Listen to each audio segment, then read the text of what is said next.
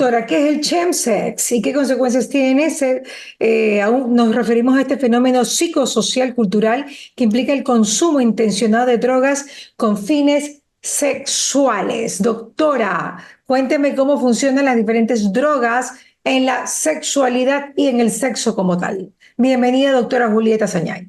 Muchas gracias. La verdad es que la mayoría de las drogas, y esto casi no se habla, que la mayoría de las drogas exageran o enaltecen, refuerzan la lujuria, la actividad sexual. Y Ok. muchas de ellas al inicio, la gente no habla de esto porque le da vergüenza. Al inicio lo que engancha es precisamente eso, es una cascada de dopamina y se compara tácitamente, por ejemplo, con marihuana. La marihuana, por ejemplo, tener 3.000 orgasmos en un minuto, con cocaína 5.000 y con heroína hasta 10.000 orgasmos. Así se compara el placer que produce las drogas en el cerebro.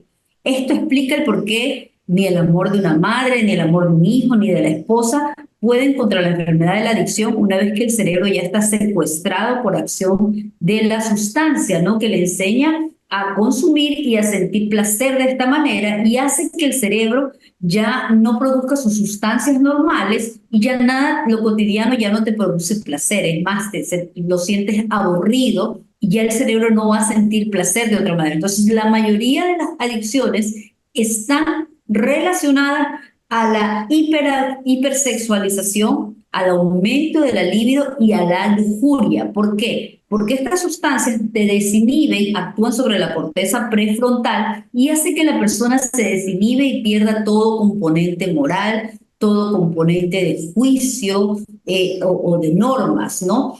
Hay una práctica que se está dando desde hace mucho tiempo, inició en Londres, se llama chemsex, en Alemania se llama slam sex, en donde personas normales, heterosexuales, homosexuales, de cualquier orientación sexual, se reúnen mediante ciertas aplicaciones, ¿no? Y en las aplicaciones siempre incluso llevan a alguien de invitado incógnito, incluso juegan a la ruleta rusa con que esta persona tenga una enfermedad como el HIV positivo. Es decir, para ponerle más intriga al juego, ¿no? Entonces se Wow. reúnen en lugares a practicar, hacer estas prácticas swingers, hacer orgías, ¿no? Y mediante las aplicaciones ya tienen palabras claves para los encuentros, como por ejemplo, si llevas tina, que es la metanfetamina, si llevas a las sanas, que le llaman las sani, ¿no? Entonces, esto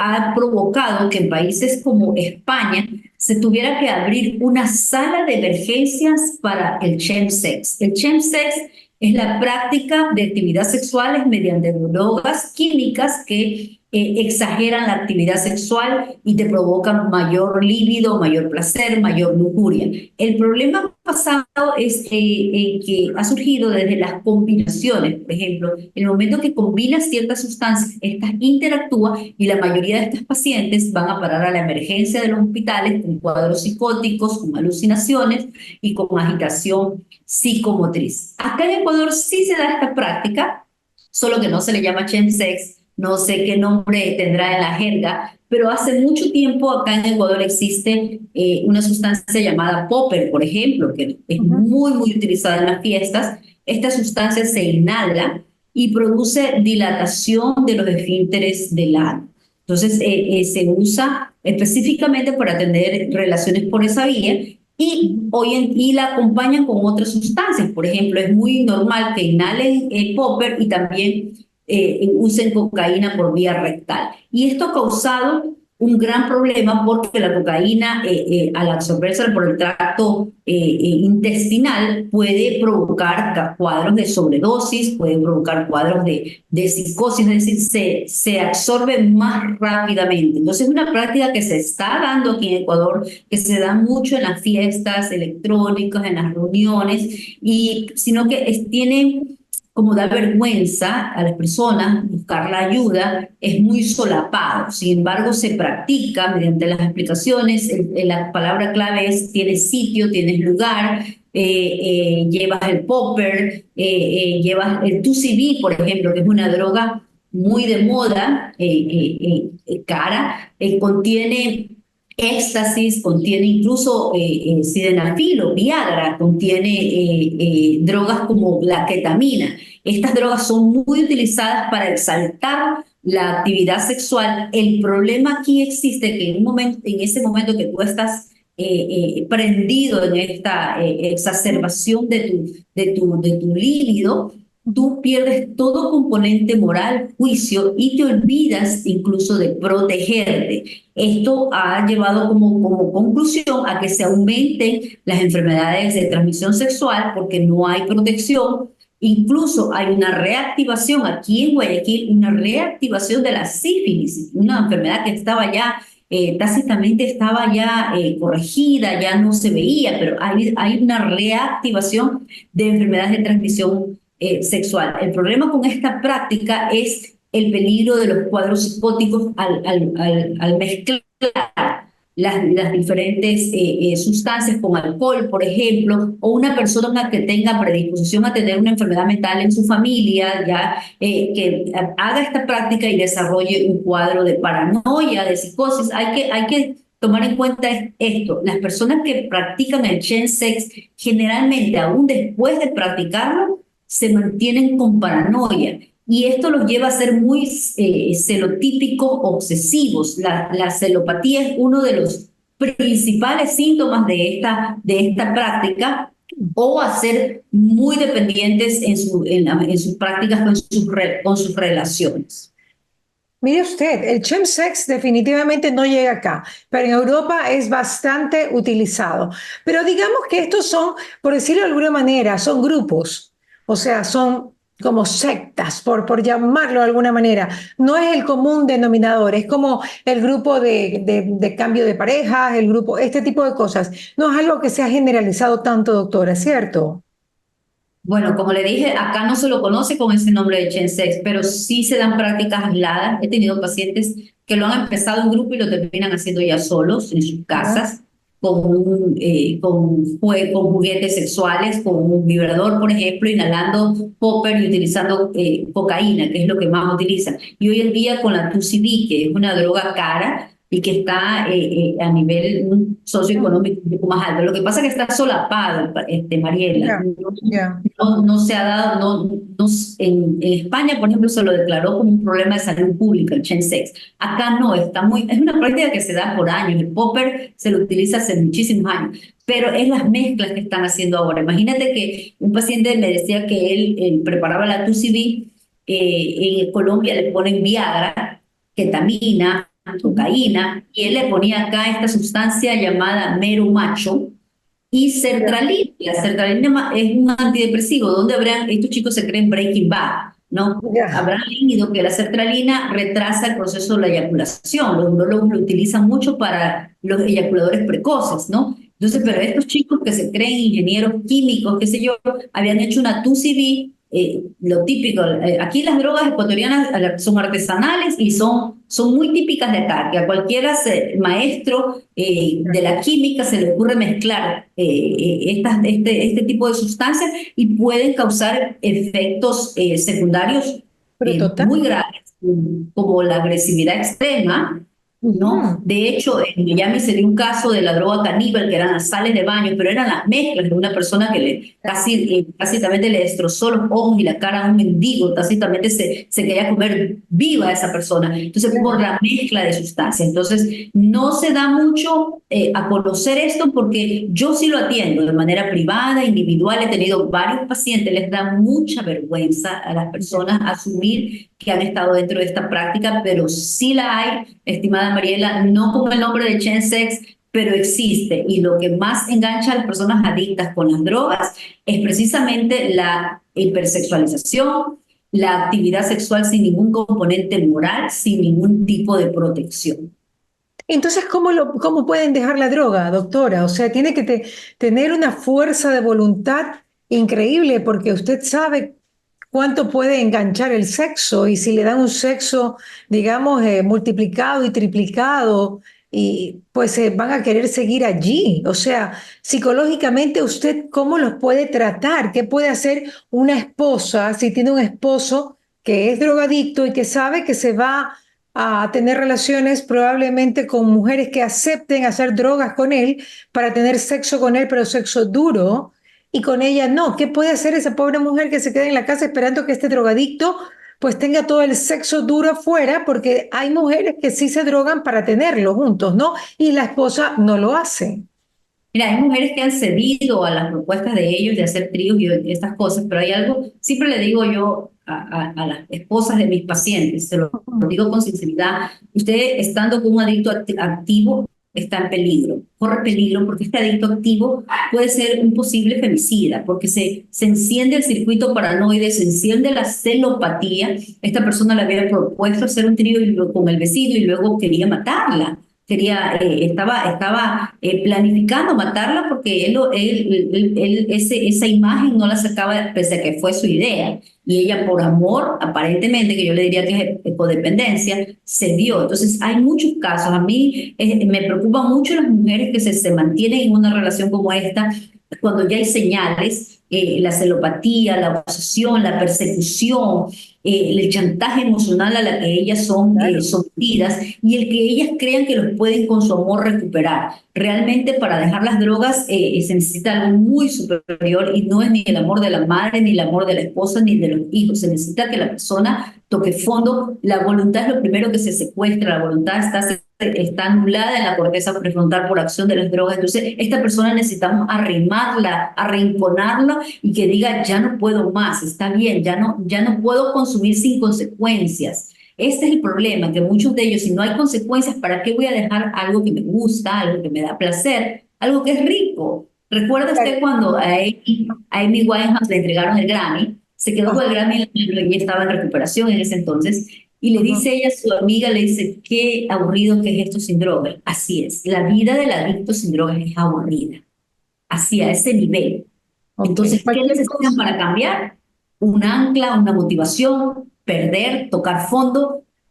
A cada quien le sirve algo distinto. Lo cierto es que a mí se me hace difícil con estos pacientes que tienen prácticas sexuales con las drogas porque la lujuria es un lujo, ¿no? Luxus, lujo, y ellos le dan más poder a eso que a la familia, el valor de la familia. Entonces a veces hay que trabajar es con la familia para que ellos pongan los límites y se sanen de esa codependencia terrible del rol de salvar, de rescatar. Hay mujeres que me han dicho, prefiero que se drogue a que me ponga los cachos como otra. Imagínate, llegar a ese tipo de dependencia emocional y de esas carencias, ¿no? Hoy atendí a un joven adicto a la pornografía y su esposa tan bonita me decía, no lo puedo parar, no lo puedo tener. El problema es que ya él está ascendiendo, ya se mete al internet profundo, ya está viendo cosas de zoofilia, cosas de incesto, cosas horribles. A mí me hace sentir humillada como mujer.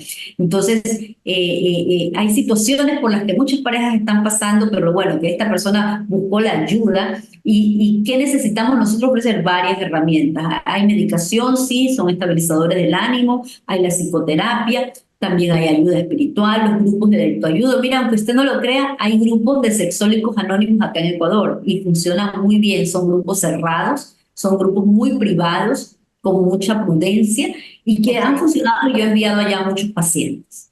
Mire, doctora, ¿qué significa CHEM? O sea, Químicos, CHEM, la ¿cómo? práctica de químicos, Ah, la práctica de ya, chemicals, de ok, práctica del sexo a través de los diferentes químicos. Y ya, cada uno se inventa lo que le funcione, ¿no?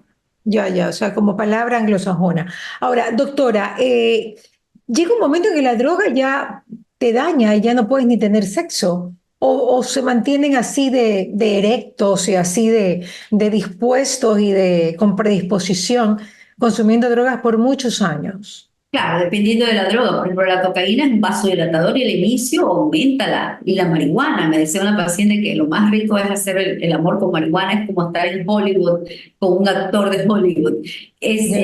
al inicio. Pero luego la droga tiene otra opción que es vasoconstrictora. Entonces, en lugar de darte una erección, no va a tener ninguna erección. El paciente se va a quedar ahí rígido, todo rígido sin poderse mover. Y es muy común, por ejemplo, que estas personas contraten prostitutas, chicas prepago, ellas le lleven la droga y me decía una de ellas, yo le llevo la droga porque sé que así no me va a tocar. O sea, se quedan ahí y reciben el dinero sin tener que hacer nada. El problema está ahí en la sobredosis. Bueno, generalmente ya un paciente crónico, cocainómano, por ejemplo, ya no va a tener actividad sexual porque tiene un efecto contrario. Y la mayoría, por eso es que buscan experimentar con otro tipo de sustancias de manera recreativa para ver si vuelven a tener ese subidón que tuvieron en la primera fase de la adicción. ¿Y qué pasa con los que se fuman un porro de marihuana todos los días? ¿Están con disposición sexual todos los días o no? Por ejemplo, hay muchos chicos que ahora fuman marihuana porque les parece súper cool, porque no pasa nada, porque es, usted ya sabe todo el cuento de la Al, marihuana. al inicio es así, todo, la H, por ejemplo, el H te dice actívame. El chico que consume H es como que está consumiendo una Viagra, que a la Ya, vez te da personalidad, que a la vez te hace hablar ya, mucho, te reír. ya, Marihuana lo mismo, te ya. desinhibe, te hace ver todo claro, todo así, y te aumenta la libido. Todo ¿Usted lo ha hecho, doctora? ¿Usted lo ha probado? No. yo No, viví yo en... digo, a ver, yo digo porque los investigadores, o sea, de hecho han ganado premios Nobel, pues se toman hasta el esputo de los pacientes para poder experimentar en carne propia y saber de qué se está hablando. Eso es un tema más bien científico, un tema de ponerse en los zapatos del otro, un tema de entender para poder resolver, ¿no? O sea, por eso se lo pregunto, con No, mucho respeto. cuando era joven vivía en Nueva York y me hacían mucho, pero mucho bullying mis amigas porque yo no consumía marihuana, pero a mí me pareció siempre tan apestosa. Pero un día llevaron una gomita no, yo lo vi como un caramelito de CBD supuestamente, cuando no era CBD, había sido THC y a mí me fue mal. A mí me fue súper mal, me dio vómitos, pensé que iba a morir, estaba manejando, me dio paranoia, Ya. creí que la policía y todas mis amigas fumando en mis carros. La verdad, a mí me fue bien mal. ¿Por qué a unas personas les va bien y sienten Y a usted, placer? Que tienen quién la sabe. predisposición a ser adictos. Doctora, definitivamente el CBD no tiene nada de alucinógenos. No, el El C- CBD incluso tiene propiedades analgésicas medicinales. El problema es la droga, el THC. Ya ya. por algo sigue considerada como droga, la DEA, la FBI, por algo sigue incautando toneladas de este tipo de droga. Es el CBD, pero cuando yo le digo a los chicos que fuman, cuando tú fumas, tú no separas el CBD del THC, te fumas todo. Y dentro de Claro. 480 compuestos estás fumándote una oportunidad de hacerte adicto, de tener una psicosis canábica o tener depresión y ansiedad. O sea, es una suerte, es jugar a la ruleta rusa que a veces no pasa, a veces puede pasar en los primeros meses, a veces puede pasar a los 5, a los 6, 7 años, va a depender del tipo, del porcentaje de THC que tenga tu porrito de marihuana. Yo no puedo creer que uno de los mayores enganches de la droga, que ha sido el sexo, pues no se hable. Todo el mundo hable de que me pego un high, que ni sé qué, que estoy así, que estoy asado, que me quita la borrachera, que me pone... Pero nadie habla del sexo, doctora, y que es uno de los grandes enganches por los que la gente entra en drogadicción, en consumir drogas. Así es comparado, imagínate, nosotros en el año tenemos cada orgasmo, el del hombre dura 14 segundos, el de la mujer 8 segundos. En el año serán 15 minutos de orgasmo. Imagínate tenerlo eso con una droga que te dura más tiempo el placer. Entonces, eso es el motivo por el cual el Pero cerebro... eso es verdad o eso es un high de ellos, una idea de ellos. Es verdad, ocho ¿Por qué? segundos en la vida normal, un orgasmo de una ¿Cómo? mujer. Pero ¿cómo actúa biológicamente y químicamente la droga? Puede hacerte tener un orgasmo de muchos minutos cuando dura segundos. Hay una revolución de sustancias de neurotransmisores en el cerebro. Por ejemplo, se genera una sustancia que se llama la feniltilamina que te hace idealizar la droga. Por eso te produce un enamoramiento de la droga. Luego Ya, viene la dopamina, que es el placer. Te causa un placer riquísimo, me describen los pacientes, riquísimo, mayor a un orgasmo. Y luego ya. viene otra sustancia, la oxitocina, que te hace apegar a hace que el cerebro se apegue a ese placer, que le guste, que le encante, que te lo pida repetir. Es como cuando comes chocolate y quieres seguir comiendo, el cerebro Ya. te pide, es el cerebro. La persona no es que dice, ay, me voy a volver adicta, no. Es ciertas personas que tienen esta predisposición, a muchas personas que habrán probado, y como a mí me pasó, y no le gustó ni le causó Ya. placer, le pareció pestoso, le pareció malo. Pero el que tiene la predisposición va a sentir mayor placer y mayor gusto, como con el alcohol. Los que somos bebedores sociales decimos, hasta aquí nomás tengo que trabajar. El que es alcohólico siente mayor placer y quiere seguir y busca semana a semana seguir tomando porque su cerebro le da una orden de sentir placer con esa sustancia. Y cada persona siente el placer con diferentes sustancias, no siempre es con la misma. Por eso que uno se engancha a la marihuana, otro al alcohol, otro. Tiene que ver mucho la biología, la personalidad, la genética. Por ejemplo, si yo tengo una personalidad narcisista, egocéntrica, seguro no voy a buscar una droga que me tumbe y me tenga dormido, ¿no? Voy a buscar una droga que me La exalte coca. mi personalidad, que me dé seguridad, como la cocaína. Si soy muy ansioso, por ejemplo, en cambio, y no sé tolerar la frustración, no sé tolerar los miedos, busco una droga que me anestesie y me ayude a olvidar la realidad, como la marihuana, el alcohol o tipo opioides como la heroína, que me desconecte de una realidad. Todo depende entonces de la personalidad, de los factores genéticos, de los factores Y biológicos, del billete también, pues, doctora. ¿Qué de la, pasó? y de la crianza también, y del dinero, claro, porque no es lo mismo consumir en San Borondón, que pides las drogas a domicilio con delivery, con un six-pack y unas pepas, a consumir en el suburbio, donde tienes que consumir H, por ejemplo, ¿no? Que vale apenas $2. O sea, va a depender, tus cambios de conducta va a depender de tu entorno social. Hay personas que se gastan de su propio bolsillo, por ejemplo, los artistas, ellos jamás tienen que robar ni hacer cosas horribles por las drogas, pero se mueren más rápido porque tienen poder adquisitivo, ¿no? Se mueren de sobredosis porque ellos no tienen límite. En cambio, el que Ya, vive en el suburbio y consume otro tipo de drogas, claro. está limitado a transformar su conducta, a mentir, a robar, a delinquir, con tal de conseguir esa dosis que le genere placer. Y en muchos, hay pacientes, a los adictos ya han pasado la fase del enamoramiento con la droga, pasan a la fase de la dependencia y pasan a la fase crónica. En la fase crónica, tienes que consumir o te sientes mal. Consumes para vivir y vives para consumir. Por ejemplo, la H, si no consumes en 2 horas, te viene la abstinencia, el dolor, la ansiedad.